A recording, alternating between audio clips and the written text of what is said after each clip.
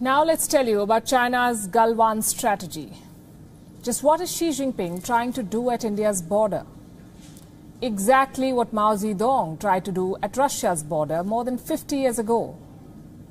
There was a river, there was a clash, there were soldiers killed, and there was a border confrontation between two nuclear-armed neighbours. Tonight we'll tell you a story from history that shows China's border template, how it starts conflicts, how it provokes neighbours, and doesn't know how to end the fight.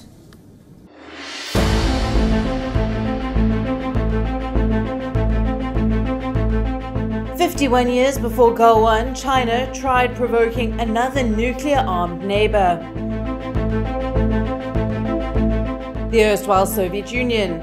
The story of the clash is eerily similar to what happened in Galwan. At every point, the same template was followed. The date was the 2nd of March 1969. Location, the frozen Ussuri River. It was the boundary between China and the erstwhile Soviet Union.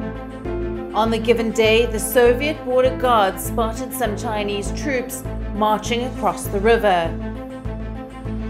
They were headed towards a ravine island, one that the Chinese called Zhenbao and the Russians referred to as Demansky.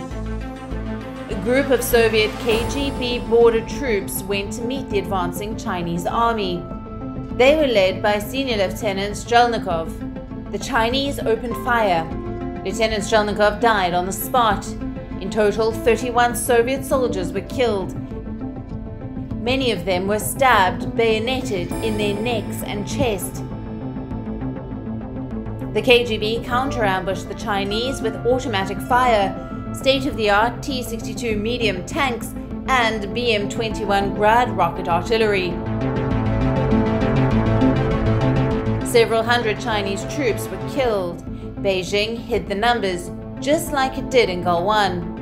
The similarities between the two clashes are far too many. First, both the clashes involved the rogue Chinese army.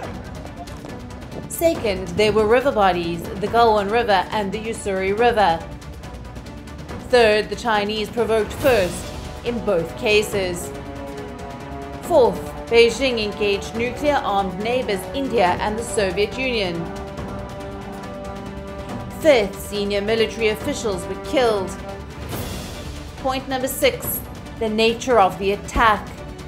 The Chinese resorted to stabbing and bayoneting. 7, the trigger points. Chinese provocations were a result of perceived threat. In 1969, Beijing was threatened by the Soviet Union. In 2020, the Dragon was unnerved by India's strategic construction along the Malay Sea. Point number 8, experts believe that in both cases, the orders had come from Beijing. Similarity number 9, China hid its casualties. And finally, in both the cases, China's plan boomeranged.